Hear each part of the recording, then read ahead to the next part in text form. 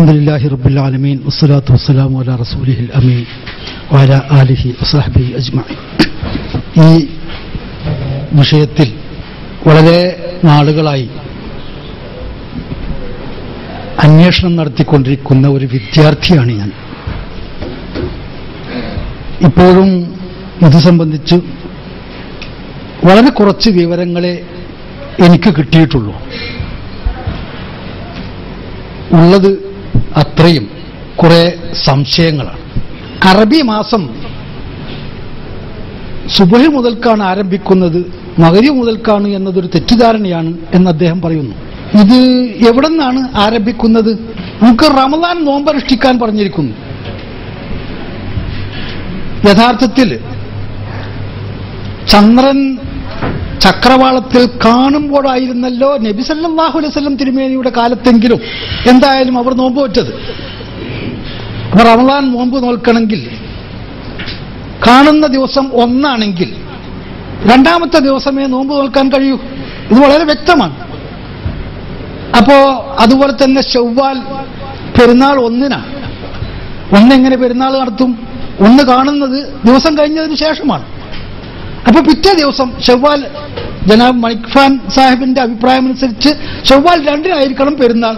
അതുകൊണ്ട് ഇത് എങ്ങനെ കണക്കാക്കും എന്ന് ബുദ്ധിപരമായിട്ട് തന്നെ എനിക്ക് മനസ്സിലാക്കാൻ കഴിയുന്നില്ല.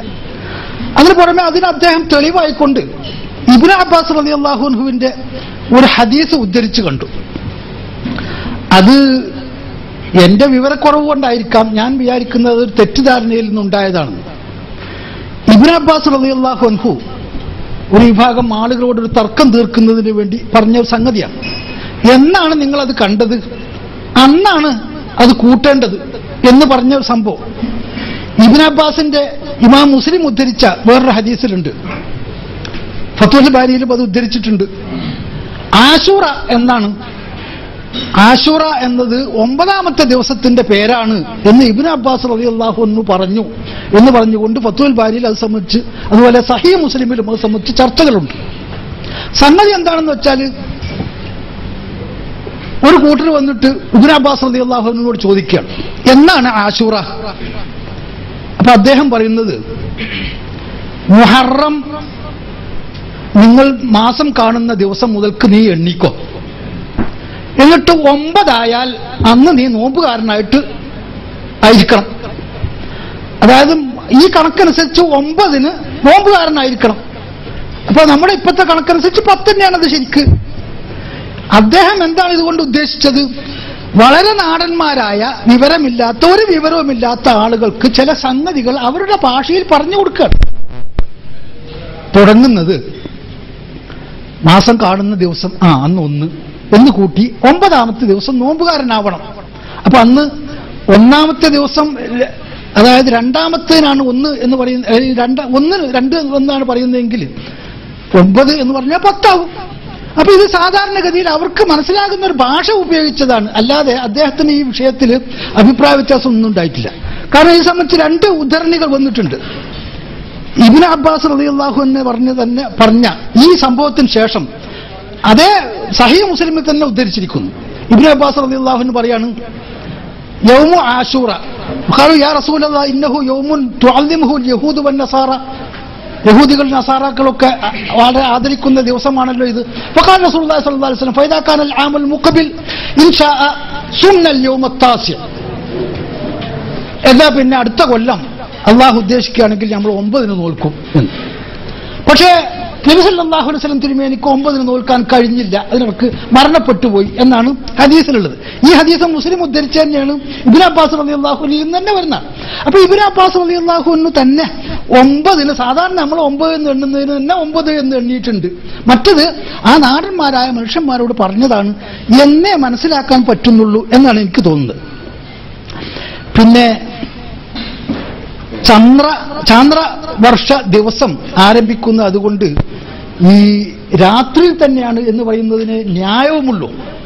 സൗര ദിവസം ആരംഭിക്കുന്നത് സൂര്യൻ പ്രത്യക്ഷപ്പെടുന്നത് മുതൽ, ചക്രവാളത്തിൽ സൂര്യൻ പ്രത്യക്ഷപ്പെടുന്നത് മുതൽ ആ ദിവസം ആരംഭിക്കുന്നു.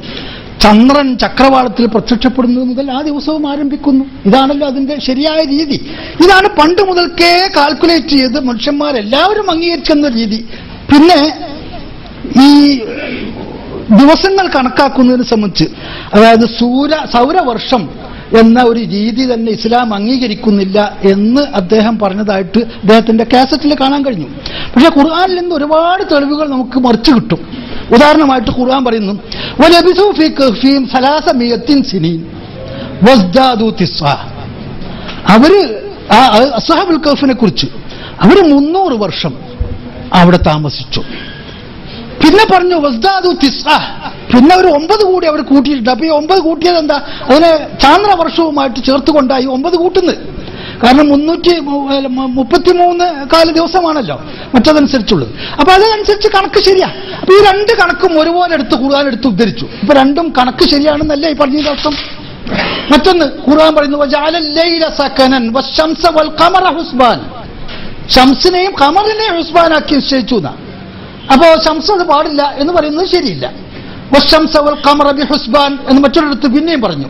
വജഅൽന ലൈല വന്നഹാറ ആയത്തൈനി ഫമഹൗന ആയത്തൽ ലൈലി വജഅൽന ആയത്തൻ നഹാരി മുബ്സിറ ലിതബ്തഗൂ ഫളൻ മിർ റബ്ബിക്കും വലിതഅലമു അദദസ് സിനീന വൽ ഹിസാബ്. ഇവിടെ രണ്ടിനെ കുറിച്ചും കൂടിയാണ് പറയുന്നത്, ആയത്തുൽ ലൈലും ആയത്തുൽ നഹാറും.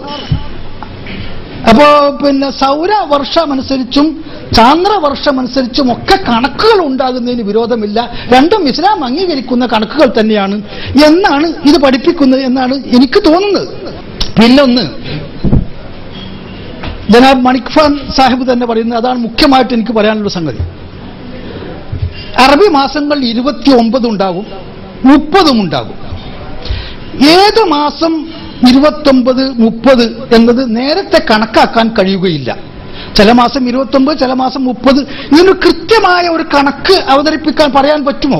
ഇന്ന മാസം 30, ഇന്ന മാസം 29, അല്ലെങ്കിൽ ഇന്ന രൂപത്തിൽ കൂടി 29, 30 വരും എന്ന് കണക്കായിട്ട് അവതരിപ്പിക്കാൻ പറ്റുമോ എന്ന ചോദ്യത്തിന് അദ്ദേഹം പറയുന്ന മറുപടി, ഒരു 200 വർഷത്തെ കണക്ക് വെച്ച് നോക്കിയിട്ട് അതിനൊരു ഏകീകൃത രൂപം ഉണ്ടായിട്ടില്ല എന്നാണ്. എല്ലാം വ്യത്യസ്തമായ രീതിയിലായിരുന്നു എന്ന് പറഞ്ഞതിന്റെ അർത്ഥം എന്താണ്?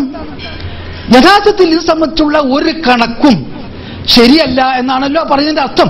അതിൽ വ്യക്തമായ ഒരു കണക്ക് പറ്റുകയില്ല എന്ന് പറഞ്ഞാൽ ആ കണക്ക് കണക്കില്ല എന്ന് ഞാൻ പറയുന്നില്ല, കണക്കുണ്ടാകാം. പക്ഷെ ആ കണക്ക് ഇപ്പോഴും അള്ളാഹുവിന് മാത്രം അറിയുന്ന ഒരു കണക്കാണ്. മനുഷ്യന്മാർക്ക് അതിപ്പോഴും മനസ്സിലായിട്ടില്ല എന്നല്ലേ അതിന്റെ അർത്ഥം. പിന്നെ ഈ നേരത്തെ ഇവിടെ ആകെ കൂടി പറയുന്നത് പിന്നെ ഈ ന്യൂൺ മൂണിനെ കുറിച്ചും ഈ ഡെഡ് ലൈനിനെ കുറിച്ചും മറ്റും ഈ ഡേറ്റ് ലൈനിനെ കുറിച്ചും മറ്റുമൊക്കെയാണ്. അതൊരു സ്ഥിരമായി എല്ലാവരും എക്കാലത്തും അംഗീകരിച്ച ഒരു കാര്യമൊന്നുമല്ല. ഇത് യഥാർത്ഥത്തിൽ ചിന്തിച്ച് നമുക്ക് കാണാൻ കഴിയും. ഇവിടുന്ന് ഈ വെളിച്ചം അടിക്കുന്നു, ആ ഗോളത്തിന്റെ നേരെ തട്ടുന്നു, ആ തട്ടുമ്പോൾ അതിങ്ങനെ പിന്നെ ഇങ്ങോട്ട് തിരിഞ്ഞുകൊണ്ടിരിക്കുകയാണ്. തിരിഞ്ഞുകൊണ്ടിരിക്കുമ്പോൾ ഇന്ന് സൺഡേ ആണെങ്കിൽ പിന്നെ എന്നാണ് മൺഡേ ആവേണ്ടത്? അപ്പൊ ഇപ്പൊ ഈ ലൈറ്റ് തട്ടുന്നിടത്ത് രണ്ടാമത് തിരിച്ചു വരുമ്പോൾ അതിന് മൺഡേ എന്ന് പറയണം എന്നത് സംബന്ധിച്ച് അപ്പൊ അതിനൊരു ഡേറ്റ് ലൈൻ കാണണം. ഇത് ഈ സൗകര്യത്തിന് വേണ്ടിയാ. പക്ഷെ അത് എവിടെ വെക്കണം ഡേറ്റ് ലൈൻ? അമേരിക്കയുടെ ഭാഗത്ത് വെക്കണമോ, ഓസ്ട്രേലിയയുടെ ഭാഗത്ത് വെക്കണമോ, ഇന്ത്യയുടെ ഭാഗത്ത് വെക്കണമോ? അതൊക്കെ അത് ചെയ്യുന്ന ഓരോരുത്തരും അവരവരുടെ സൗകര്യത്തിനനുസരിച്ച് ഉണ്ടാക്കിയതാണ്. വേറൊന്ന് അറഫ. അതുപോലെ ഞാൻ ഒരു വളരെ ലളിതമായൊരു സത്യം ഞാൻ എന്റെ മാന്യ സ്നേഹിതന്മാരോട് പറഞ്ഞിട്ട്, എല്ലായിടത്തും ലോകത്ത് മുഴുവൻ മുസ്ലിങ്ങൾക്ക് ഒരു ദിവസം, നേരത്തെ ഞാൻ പിന്നെ അദ്ദേഹം പറഞ്ഞതിനോട് അടിവരയിടുകയാണ്. എന്തേലും യൂസുഫ് അലി സാഹിബ്, സെയ്ദ് അലി സാഹിബ് അദ്ദേഹം പറഞ്ഞതിന് ഞാൻ അടിവരയിടുക. അതെന്താണെന്ന് വെച്ചാൽ, ഒരു ദിവസം ഒരു ഡേറ്റ്, ആ ഡേറ്റ് എന്ന് പറയുന്നത് ശരിയാ, പക്ഷെ ദിവസം ശരിയായിക്കൊള്ളുന്നില്ല. മുഹറം 1-ാം തീയതി അല്ലെങ്കിൽ മുഹറം 10 അന്ന് എല്ലാവരും നോമ്പ് നോൽക്കണം. എവിടെയാണ് ഓരോരുത്തർക്കും മുഹറം 10 വരുന്നത്? അവിടെയുള്ളവർ ആ മുഹറം 10 നോമ്പ് നോൽക്കണം. എവിടെയാണ് ശവ്വാൽ 1 വരുന്നത്? അവിടെയുള്ളവർ ആ ദിവസം പെരുന്നാൾ കഴിക്കണം. ഇത് എവിടെയൊക്കെ എല്ലായിടത്തും ഒരു സമയത്ത് തന്നെ വരുമോ? അത് വരൂല. അതെല്ലാവർക്കും അറിയുന്നതാണ്. പിന്നെ ഇതിൽ ദിവസങ്ങളുടെ വ്യത്യാസം, ഇതും വളരെ ലളിതമായ സത്യം കൊണ്ട് ഞാൻ നിങ്ങളുടെ മുമ്പിൽ പറയാം. 2.5 മണിക്കൂർ സമയമുണ്ട് ഇവിടെ നമ്മളും സൗദി അറേബ്യയും തമ്മിൽ. 2.5 മണിക്കൂർ സമയമുണ്ട്. ചന്ദ്രൻ ആകാശത്ത് യഥാർത്ഥത്തിൽ ഒരു ദിവസം സൂര്യൻ അസ്തമിച്ച് 10 മിനിറ്റ് ആകാശത്ത് ചക്രവാളത്തിലുണ്ട് എന്ന് വിചാരിക്കുക. എന്നാൽ സാധ്യതയുണ്ട് അന്ന് ഇവിടെ മാസം കാണാൻ. ഒരുപക്ഷെ ആ ദിവസം ഒരു 2.5 മണിക്കൂർ കഴിഞ്ഞതിന് ശേഷം സൂര്യൻ അസ്തമിക്കുമ്പോൾ സൗദി അറേബ്യയിൽ അത് കാണാനുള്ള സാധ്യത കൂടുതലാണ്.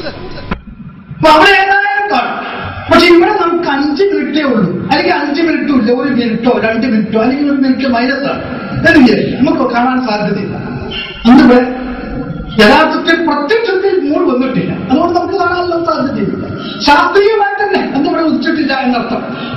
നഗ്ന നേത്രങ്ങളെ കൊണ്ടല്ല ഞാൻ പറയുന്നത്, ശാസ്ത്രീയമായി എന്തൊരു ബൈനോക്കുലർ ഉപയോഗിച്ചാലും കാണാനുള്ള ഒരു സാധ്യതയില്ലാത്തൊരു സന്ദർഭത്തിൽ 2.5 മണിക്കൂർ കഴിഞ്ഞിട്ട് സൗദി അറേബ്യയിൽ ചന്ദ്രൻ ഉദിക്കും, സൂര്യൻ അസ്തമിക്കുമ്പോൾ അവിടെ ഒരു പക്ഷേ കാണാൻ സാധ്യതയുണ്ട്. കാരണം സൂര്യന്റെയും ചന്ദ്രന്റെയും ഗതിവേഗം ഒന്നല്ലല്ലോ, തമ്മിൽ ഒരുപാട് വ്യത്യാസമുണ്ട്. ഒരു ദിവസം തന്നെ 50 മിനിറ്റ്, മൽഫാൻ തന്നെ പറഞ്ഞ കണക്കനുസരിച്ച് 50 മിനിറ്റ് വ്യത്യാസം. അപ്പൊ ഈ 50 മിനിറ്റ് വ്യത്യാസം കൊണ്ട് അവിടെ കാണാനുള്ള സാധ്യത വളരെ കൂടുതലാണ്. ഇതിന്റെ അർത്ഥം എന്താണ്? യഥാർത്ഥത്തിൽ തന്നെ ശാസ്ത്രീയമായി തന്നെ സൗദി അറേബ്യയിൽ ഒരു ദിവസം പിറക്കുമ്പോൾ അന്ന് നമുക്ക് പിറന്നുകൊള്ളണമെന്നില്ല, അല്ലെങ്കിൽ നമുക്ക് പിറക്കുന്ന അന്ന് സൗദി അറേബ്യയിൽ പിറന്നുകൊള്ളണമെന്നില്ല എന്നല്ലേ ഇതിന്റെ അർത്ഥം. അപ്പൊ നമുക്ക് പിറക്കാത്തൊരു ദിവസത്തെക്കുറിച്ച് നാം ആ ദിവസത്തിന്റെ പേര് പറയണോ? മുഹറം 1 നമുക്ക് ഉണ്ടായിട്ടില്ല. ഏതടിസ്ഥാനത്തിൽ? നഗ്നനേത്രങ്ങൾ കൊണ്ട് കണ്ട അടിസ്ഥാനത്തിലല്ല, യഥാർത്ഥത്തിൽ ശാസ്ത്രീയമായി തന്നെ നമ്മുടെ ചക്രവാളത്തിൽ അങ്ങനെ ഒരു ചന്ദ്രോദയം ഉണ്ടായിട്ടില്ല എങ്കിൽ ആ ദിവസത്തെക്കുറിച്ച്, മുഹറം പിറക്കാത്തൊരു ദിവസത്തെക്കുറിച്ച് നാം മുഹറം 1 എന്ന് പറയേ? അങ്ങനെ പറയാൻ പറ്റുമോ? ഇതാണ് എന്റെ ചോദ്യം. എനിക്ക് മനസ്സിലാകാത്ത കാര്യങ്ങളാണ് ഞാൻ ഈ. അപ്പോ ഇങ്ങനെയുള്ള ഒരുപാട് പ്രശ്നങ്ങൾ ഈ വിഷയത്തിലുണ്ട്. ഒരു കാര്യം ഞാൻ അടിവരയിട്ട് പറഞ്ഞുകൊണ്ട് ഞാൻ അവസാനിപ്പിക്കാം, സമയം കഴിഞ്ഞിരിക്കുന്നു. യഥാർത്ഥത്തിൽ മുസ്ലിങ്ങൾ എല്ലാവർക്കും സാധ്യമാകുന്നത്ര പെരുന്നാൾ, നോമ്പ് പോലെയുള്ള അവരുടെ ശിആറുകൾ ഒരുമിച്ച് ആഘോഷിക്കുവാൻ സൗകര്യം ലഭിക്കുകയാണെങ്കിൽ, മുസ്ലിങ്ങൾ അതിന് സൗകര്യമുണ്ടാക്കുകയാണെങ്കിൽ അത് ഏറ്റവും നല്ലൊരു കാര്യമാണ് എന്ന കാര്യത്തിൽ സംശയമൊന്നുമില്ല. പക്ഷേ ഇത് ഉണ്ടാകുന്നത് വരെ, അത് ഉണ്ടാകണമെങ്കിൽ ഞാൻ വിചാരിക്കുന്നത് ഇനിയും ശാസ്ത്രം തന്നെ ഒരുപാട് മുന്നോട്ട് പോകേണ്ടതുണ്ട്. ഇപ്പൊ കിട്ടിയ ശാസ്ത്രീയമായ വിവരങ്ങൾ പോരാ എന്നാണ് എന്റെ പരിമിതമായ വിവരമനുസരിച്ച് ഞാൻ വിചാരിക്കുന്നത്. അങ്ങനെയാണെങ്കിൽ അതുവരെ നാം എന്ത് ചെയ്യണം? അതുവരെ ചെയ്യാനുള്ള രീതി നബി സല്ലല്ലാഹു അലൈഹി വസല്ലം തിരുമേനി പറഞ്ഞു തന്നിട്ടുണ്ട്. നേരത്തെ മണിക്സാൻ സാഹിബ് തന്നെ ഉദ്ധരിച്ച ഒരു ഹദീസ്, അസ്സൗമു യൗമ യസൂമുൻ നാസ് വൽ ഫിത്റു യൗമ യുഫ്തിറുൻ നാസ് വൽ അദ്ഹാ യൗമ യുളഹിൻ നാസ്. ഇവിടെ നാട്ടുകാരെല്ലാവരും കൂടിയിട്ട് എന്നാ മാസം കണ്ട് ഉറപ്പിച്ചിരിക്കുന്ന നാളെ നോമ്പാണ്, എന്നാ നാളെ നോമ്പാണ് എന്ന് ഇവിടെ എല്ലാവരും ഉറപ്പിച്ചിട്ടുണ്ടെങ്കിൽ പിന്നെ ഒരാൾ ഞാൻ ശാസ്ത്രത്തിന്റെ ആളാണ്, അതുകൊണ്ട് എനിക്കത് പറ്റൂല, എനിക്കന്ന് നോമ്പാ അല്ലെങ്കിൽ എനിക്കന്ന് പെരുന്നാളാ എന്നൊന്നും പറയാൻ പാടില്ല എന്നാ പറഞ്ഞതിനർത്ഥം. അന്ന് അവരെല്ലാവരും ഇതാണോ ഞാനതിന്റെ കൂടെ.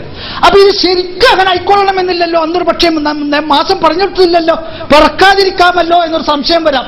ഞാൻ പറയുന്നു റസൂൽ സല്ലല്ലാഹു അലൈഹി വസല്ലം തിരുമേനി തന്നെ അത്രേ കൽപ്പിച്ചിട്ടുള്ളൂ, അങ്ങനെ അതിന്റെ കാര്യങ്ങൾ നോക്കേണ്ടതുള്ളൂ എന്നാ തിരുമേനി പഠിപ്പിച്ച്. അസ്ല് യഥാർത്ഥത്തിൽ എന്താണ് എന്ന് നോക്കാൻ തിരുമേനി കൽപ്പിച്ചിട്ടില്ല.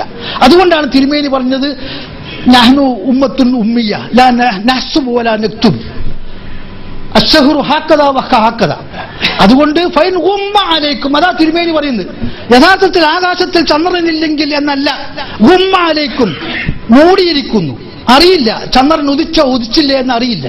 എന്നാൽ 30 കണക്കാക്കിക്കൊള്ളി. അപ്പൊ ചിലപ്പോ ആ മാസം 29 ഉണ്ടാകുള്ളൂ, പക്ഷേ 29 ആയിക്കോട്ടെ, നിങ്ങൾ 30 കണക്കാക്കിക്കൊള്ളുന്ന. അപ്പൊ ഇതിൽ അത്രേ റസൂൽ സല്ലല്ലാഹു അലൈഹി വസല്ലം തിരുമേനി തന്നെ ദീക്ഷിച്ചിട്ടുള്ളൂ എന്നല്ല ഈ പറഞ്ഞതിന്റെ അർത്ഥം. അതുകൊണ്ട് ഈ വീക്ഷണ വ്യത്യാസത്തോടുകൂടി അല്ലെങ്കിൽ വൈവിധ്യവും അല്ലെങ്കിൽ വിശാലതയും സ്വീകരിച്ചുകൊണ്ട് സാധ്യമാകുന്നിടത്തോളം ഒരു പ്രദേശത്തുള്ള ആളുകൾ എല്ലാവരും ഈ വിഷയത്തിൽ ഏകാഭിപ്രായക്കാരാകാൻ ശ്രമിക്കണം എന്ന് വെച്ച് ലോകത്തെല്ലാവരും ഈ വിഷയത്തിൽ ഒന്നാകണം എന്ന് പറയുന്നത് ബുദ്ധിപരമായും നിലവിലുള്ള ശാസ്ത്രമനുസരിച്ചും ശരിയാകും എന്ന് എനിക്ക് തോന്നുന്നില്ല. ഇതാണ് എന്റെ സംശയങ്ങളോടുകൂടി ഞാൻ ഇവിടെ സമർപ്പിക്കുന്നത്. അസ്സലാമു അലൈക്കും.